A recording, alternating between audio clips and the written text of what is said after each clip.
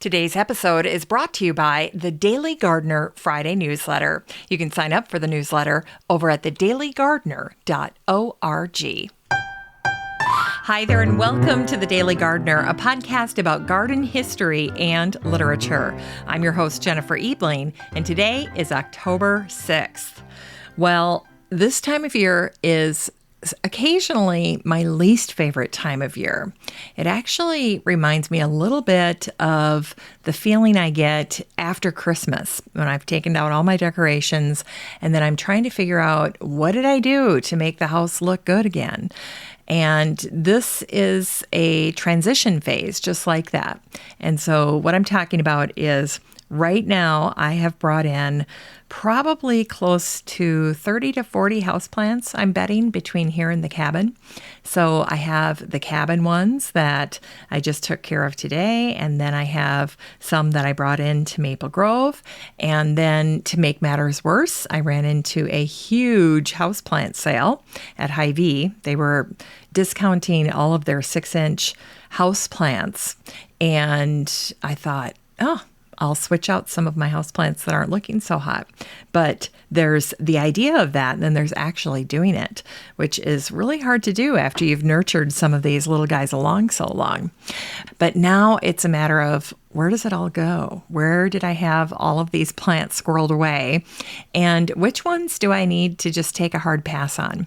So I know I have my mom tucked into taking some of my incredible succulent bowls that I had up at the cabin. They were just tremendous this year. They were her favorite. And so she's kind of laid claim to them. And if she can get them to survive through the winter, then I'll be thrilled if she enjoys them next summer. So that'll be great. But then when it comes to everything else, we'll just have to see what ends up making the cut. I was actually thinking I might put something up on Facebook Marketplace and see if there aren't some local gardeners that want a few new houseplants or new to them houseplants. We'll see what happens. Anyway, I have so much to talk about when it comes to my houseplants, but I will hold on to that and share it with you in some future episodes. So just a few thoughts on houseplants. It'll definitely keep. Anyway, today is Garlic Lovers Day, and garlic, or stinking rose, as it's often referred to, is a member of the lily family, not the rose family. So you've got onions, leeks, and shallots that are also in that family. And one little tidbit that you might want to share with any student gardeners or kids that you're gardening with is that all alliums are very reactive to the amount of daylight they receive. And so a great way to think about the garlic life cycle is that it matures during the longest days in the summer. And that's easy for me to remember because I'm a summer birthday, and my birthday is right around the summer solstice, and that is when the garlic matures. But for a lot of gardeners, that can be a mystery. When does garlic mature? It's not as obvious as something that's maturing right in front of your eyes. Garlic can be forgotten about. So if you just remember that they're mature when we have maximum daylight, then you'll always know when to harvest your garlic. And this is why autumn right now, this is garlic planting time in most areas. And in fact, many gardeners wait until after the fall equinox in the back half of September to plant their garlic. And in case you're wondering, this year's autumnal equinox was September 22nd. So September 22, 2022. So hopefully you got your garlic planted. If not, it's not too late. You can still do it. Get it in the ground right now. You'll be just fine. But all that said, most of us know and love garlic as a culinary staple, whether or not we grow it for ourselves. Garlic is a must-have ingredient for our most savory dishes. And Alice May Brock wrote one of my favorite quotes about garlic. Alice is an American artist, author, and former restaurateur. And she once wrote, "Tomatoes and oregano make it Italian. Wine and tarragon make it French. Sour cream makes it Russian. Lemon and cinnamon make it Greek. Soy sauce makes it Chinese. Garlic makes it good. And Anthony Bourdain, in his book Kitchen Confidential, wrote this about garlic. Garlic is divine. Few food items can taste so many distinct ways handled correctly. Misuse of garlic is a crime. Please treat your garlic with respect. Avoid at all costs that vile spew you see rotting in oil in screw-top jars. Too lazy to peel fresh? You don't deserve to eat garlic. Strong opinion there from Anthony Bourdain. And I just have to say before I close out this little homage to garlic that I always think back to one of my interviews that I did with Brie Arthur. She's the author of the book Foodscape Revolution. And when I spoke with her, what she does with garlic is both a fantastic space saver and very smart. She plants her garlic along the perimeter of all of her beds. And that way she gets a ton of square footage that's devoted to growing garlic. And at the same time, it doesn't take up an entire bed. It's just the edges of the bed. And the other thing that I like about it is that when it comes time to harvest the garlic, well, then it's right there within reach, right on the edge of the bed. So smart. All right, let's get to today's garden history. It was on this day, October 6th, in 1794, that Charles Wilkins Short, the American botanist and doctor, was born. Charles was honored in the naming of many plants, including the Oconee bell, named the Shortia galasifolia, the plant that Charles is most remembered for. And the reason that he's most remembered for this particular plant is that the location of the plant became a huge mystery during the 1800s. But finally, in May of 1877, a North Carolina teenager named George Hyams found an unknown specimen, an unknown plant, when he was out in the woods with his dad. And so he took that specimen and he sent it to Harvard's top plant expert, the knowledgeable Asa Gray, who could be heard crying "Eureka" from his office when he finally saw the Shortia specimen. And I can imagine what that moment must have been like for him, opening up the box or container, whatever this plant was in, and then laying eyes on it. And then he, being the expert that he is, he knew exactly what he was looking at. And here he had gone all over tarnation trying to find this plant. And a North Carolina teenager ends up sending it to him. He had to be just completely blown away by that. Well, 2 years later, Asa and his wife, along with his dear friend, the botanist John Redfield, as well as the director of the Arnold Arboretum at Harvard, Charles Sprague Sargent, and then finally also in this party was the botanist William Canby. And this small group of people got to see the Shortia in the wild, in that spot where George Hyams knew that it was growing. And so if you can imagine, these scientists, they are all standing around this tiny little patch of earth where the Shortia was growing in oblivion. And the long search to find the Shortia, to lay eyes on it in the wild, to see this plant that was named for Charles Wilkins Short. Well, that search was over, and the year was 1879, and one of the greatest plant mysteries of all time had been solved. Well, if you're wondering what the Shortia or the Oconee bell looks like, well, I think you'd be a little underwhelmed. There's really not much to it. It's a very small, diminutive little plant. It is still considered, by the way, a very rare plant in North America. But imagine, if you will, a little clump of shiny green leaves at the base of this plant that are right on the ground. And then out of that come these little flowers that are on stems that are about maybe 3-4 inches tall, and then you've got this little white flower. That's really all there is to it. It's a white flower with a yellow center. It's a happy little thing. It's very woodlandy, but it's not like they were stumbling on a bird of paradise or something like that. This is a very, very subtly beautiful plant, but again, a very small in stature specimen. So just a tiny little plant. The shortia, aptly named, by the way, not because the plant is short, but because it's named for Charles Short. Aha, something to remember if you're working with student gardeners so that they don't get the two confused. Kids often make connections like that, and so it's really good to stay on top of that and help them to understand the origin story behind a lot of the plant names that we run into. All right, and today is also the day that we celebrate the English botanist, geologist, physician, and chemist, William Withering. He died on this day, October 6th, in 1799. William was a doctor, and he was also the first person to study digitalis, most commonly known as the foxglove plant. The story goes that one day William had a patient who was suffering from what was then called dropsy.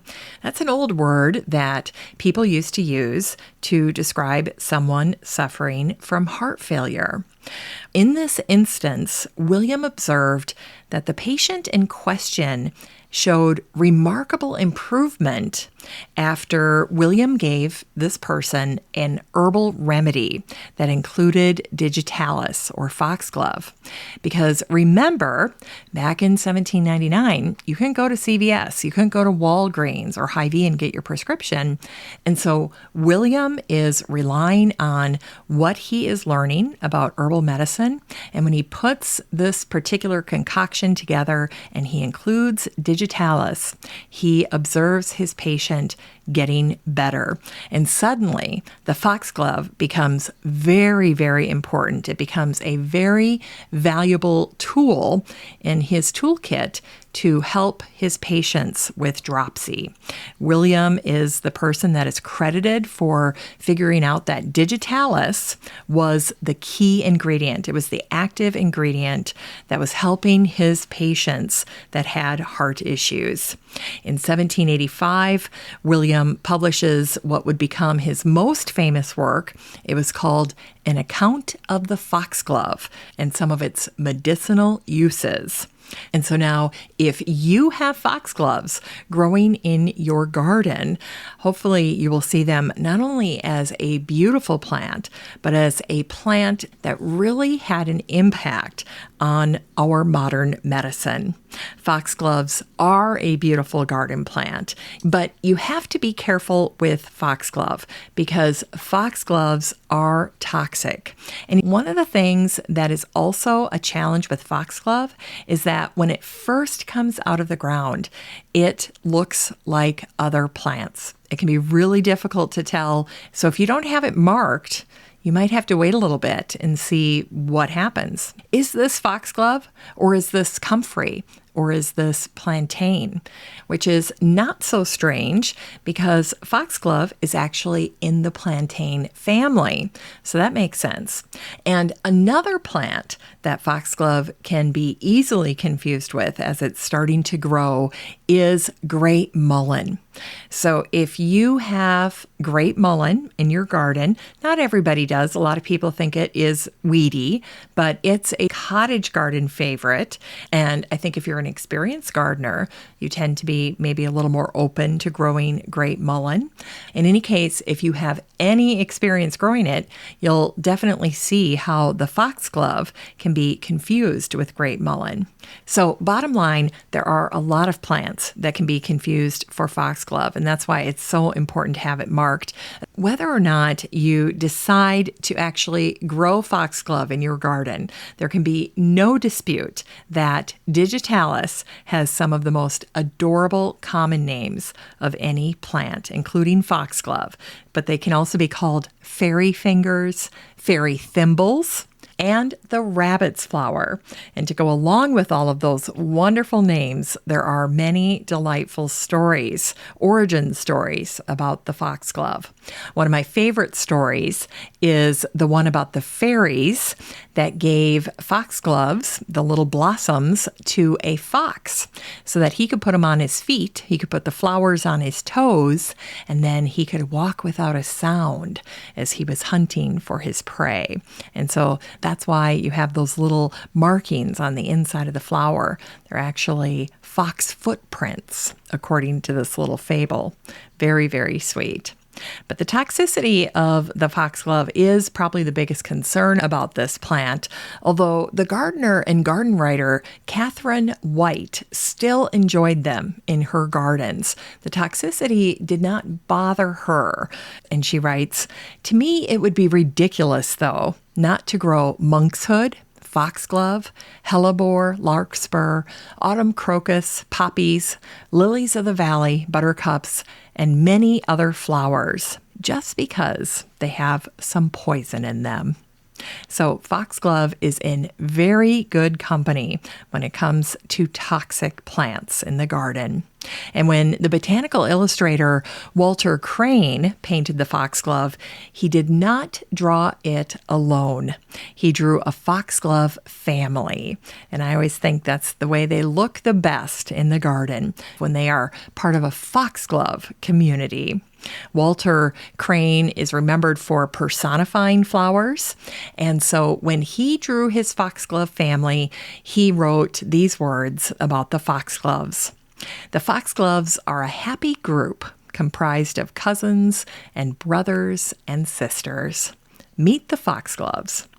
And then finally, the English author and poet Meta Orid wrote a sweet little verse called In Memoriam. This was a poem for a deceased friend, and in the poem, Meta included the foxglove. She wrote, "Her lips like foxgloves, pink and pale, went sighing like an autumn gale. Yet when the sunlight passed by, they opened out with half a sigh. Her eyelids fell, and not in vain. The stars had found their heaven again. So lay her back to take her rest, our darling, for we loved her best. Her small hands crossed upon her breast, her quiet feet unto the west." Great little poem by Meta Orid, In Memoriam, with a little hint of foxglove. All right, and today we also celebrate the birthday of Jean-André Soulier, the French Roman Catholic missionary, herbalist, healer, and botanist. He was born on this day, October 6th, in 1858. Like many of the first plant collectors, Jean-André was a Catholic missionary working for the Paris Foreign Missions. Plant collecting in China during the time that Jean-André was there was a very dangerous task. Collectors not only encountered difficult terrain, but also political upheaval. The Opium Wars and the ongoing dispute with Tibet increased distrust and hostility. And this is something that Jean-André, unfortunately, got caught up in. He became collateral damage. He became a victim of the Lama revolt. He was abducted by Tibetan monks. He was kidnapped in the field as he was packing up his plant specimens. So he was in the middle of doing what he loved most. And then he was tortured for over 2 weeks before finally, mercifully, being shot dead by his captors. Today, the church that Jean-André helped build has been rebuilt. The original building was destroyed during the Revolution, but it eventually was rebuilt in a new location, and it still stands today in a community where Catholics and Tibetan Buddhists now live in peaceful coexistence. Jean-André Soulier is remembered for his discovery of so many different plants, but especially the Rosa Souliana and the butterfly bush, the Buddleia davidii. He is the person that discovered the butterfly bush, but he didn't get the name credit. that went to a different person. But Jean-André is also remembered in the name of a rhododendron, a lily, and a primula. So he is well remembered. And then finally, today we are also celebrating the English poet, nature writer, and critic Rosamund Marriott Watson, who was born on this day, October 6th, in 1860. She was known as Rose to her family and friends, and she wrote under the pseudonyms Graham R. Thompson and Rushworth Armitage. So quite a mouthful there for her pseudonyms, and definitely male. So her pseudonyms no doubt helped her get published. Well, Rose was quite the gardener. She loved gardening, and she was also a prolific garden writer. And her writings were put together and published in a 1906 book called The Heart of a Garden. Great title. And Rose started out her book with one of her original poems. And the first verse goes like this. I dreamed the peach trees blossomed once again, dreamed the birds were calling in the dew. Sun rays fell round me like a golden rain, and all was well with us, and life was new. Well, great book. You should probably get that one. I know I say that every day, but it's so true. This is a really great garden classic. The Heart of a Garden was organized by seasons, and the early chapter on fall is something I took a quick gander at in light of the fact that it is fall right now, and I try to be timely for you. But Rose's chapter on fall is called The Breath of Autumn. She's really so poetic, isn't she? In this chapter, Rose wrote the following.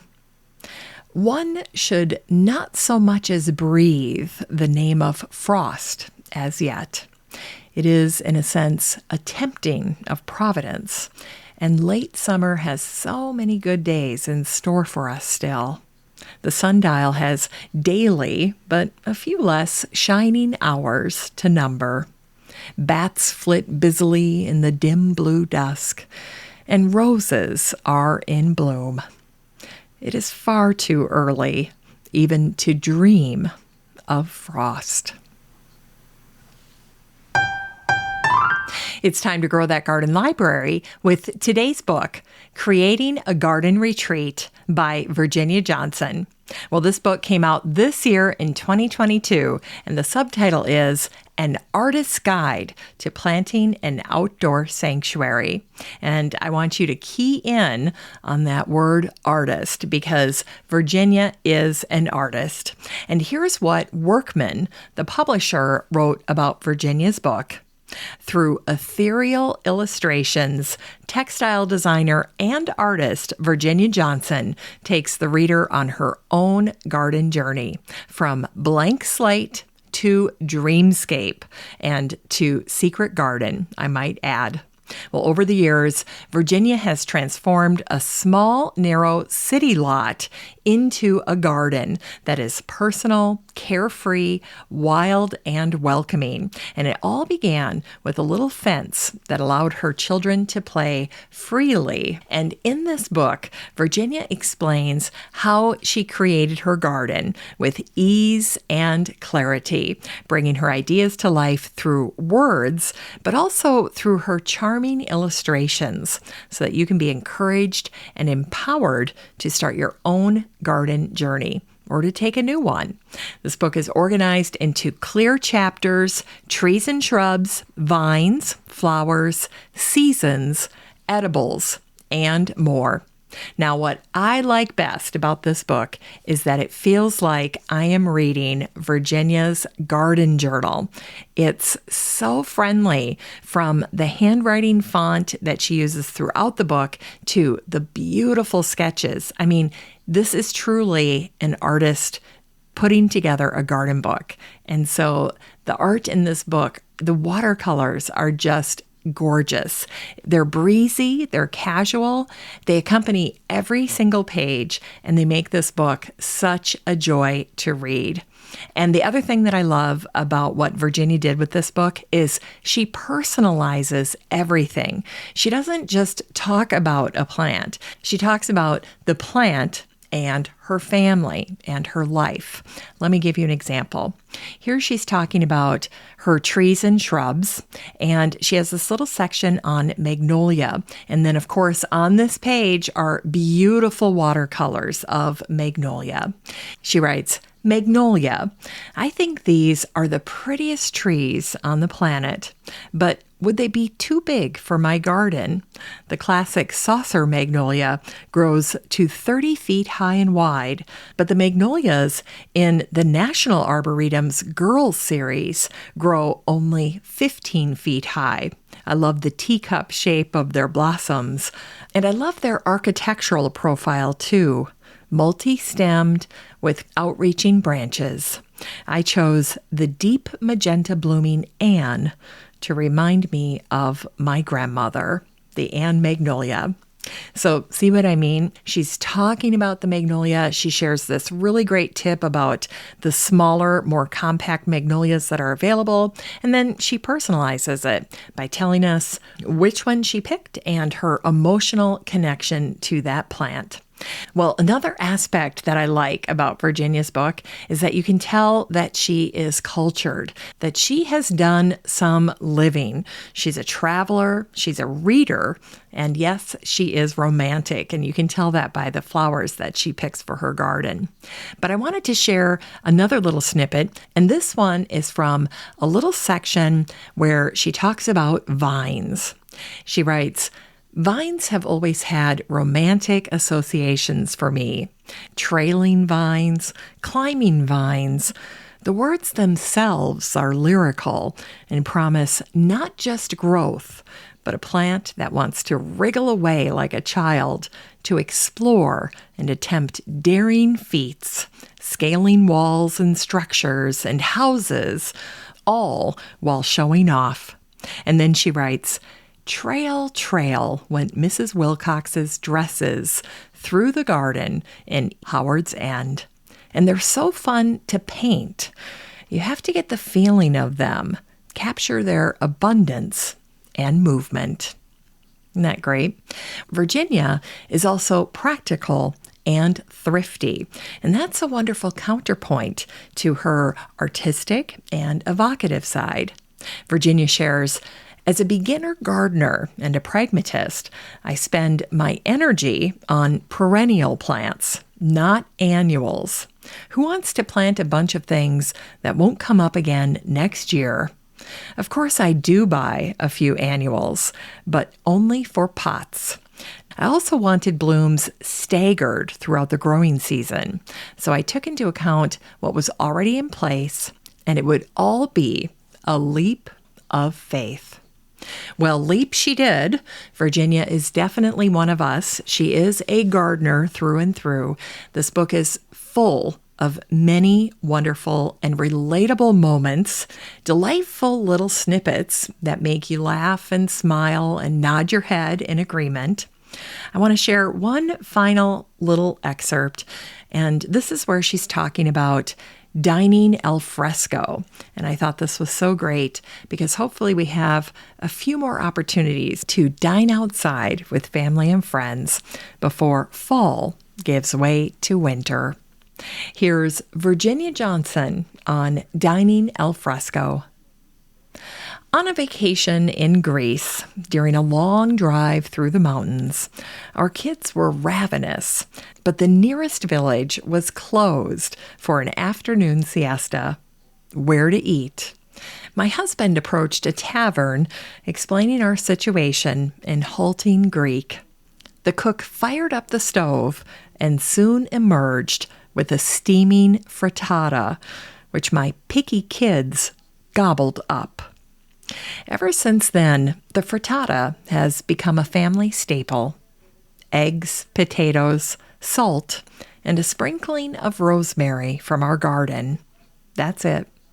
We recreate the memorial meal and enjoy it in our own backyard, wearing our straw hats and imagining we're back in that Greek village. Isn't that a great story? Well, this book is 192 pages of wonderful memories like that, and it's all built around the garden and being a gardener. You can get a copy of Creating a Garden Retreat by Virginia Johnson and support the show using the Amazon link in today's show notes for around $14, and that's a steal. Well, we end today's show with a Botanic Spark and a happy birthday wish, many happy birthday wishes for Gilles Clément, the French gardener, garden designer, botanist, entomologist, and writer. He's a true Renaissance man, and he was born on this day, October 6th, back in 1943. As is often the case, Gilles started out experimenting in his own garden that he calls La Vallée. And during his long career dedicated to the natural world, Gilles devised many landscaping concepts, including the garden movement, the global garden, and something that he calls the third landscape. To Gilles, the term garden movement was inspired by the physical movement of plants in the garden. For example, in a garden, the gardener has to decide whether to allow the plants to spread or to control them. Garden movement. And then the global garden reflects that gardens are inextricably part of life on the planet. The planet is a global garden. And then the global garden reflects the fact that gardens are inextricably part of life on the planet. And the plants that are on the planet are confined by the limits of their environment. Now, today, our garden environments are experiencing radical changes as the Earth confronts climate change. And as the Earth goes, so go our gardens.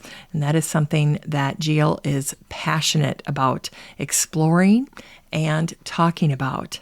And while many gardeners still think of gardens as enclosed spaces, often the literal translation of the word garden in so many languages, Gilles says ecology itself destroys the notion of the enclosed garden.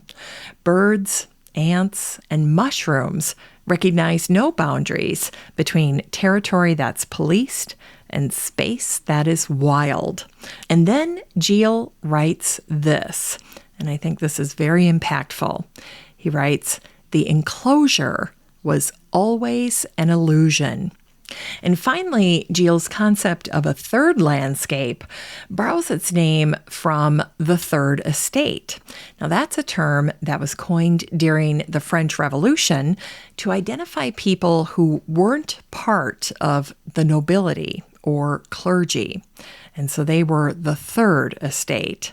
Now, to Gilles, who is French, the third landscape represents the low places, the ordinary places, everyday places that are often forgotten, derided, ignored, or just outright abandoned by man.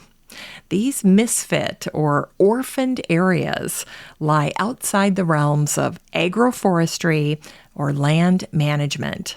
Third landscapes are made up of edges and odd-shaped parcels. They can be abandoned sites or neglected spaces along the margins of daily life. Think of highway shoulders, riverbanks, fallow areas, wastelands, and so on. Just think of all the third landscapes that are in and around your garden, your town, your community. And suddenly, your mind starts racing. I know mine did. Well, Gilles sees the third landscape as unembraced treasure, offering limitless potential for reinvention. And this has me thinking of the smart way that Brie Arthur utilizes a third landscape in her own garden, utilizing those edges to plant garlic. So clever. and something that Jill would heartily endorse. As for the garden itself, Jill once wrote, "A garden is territory where everything is intermingled. Flowers, fruit, vegetables. I define the garden as the only territory where man and nature meet, in which dreaming is allowed. And it is in this space that man can be in a utopia that is the happiness of his dreams." So there we go, that blending of dreaming and gardens that we talked about earlier in the week, and hearkening back to one of my favorite garden quotes, that gardeners dream bigger dreams than emperors. Well, that's it for today's show. Thank you so much for listening to The Daily Gardener. Dream big garden dreams today when you're in your garden. And if you haven't done so, get those houseplants back in. It's going to turn cold before you know it. And just a reminder that you have a standing invitation to join the free Facebook group for listeners of the show. The next time you're over at Facebook, just search for Daily Gardener Community, where you'd search for a friend and then request to join. And if you'd like more of The Daily Gardener, you can subscribe to the newsletter over at thedailygardener.org. And don't forget that you can also show your support for the show by using the Buy Me a Coffee link over at the website or in today's show notes. This is Jennifer Ebling. Thanks for listening to The Daily Gardener. And remember, for a happy, healthy life, garden every day.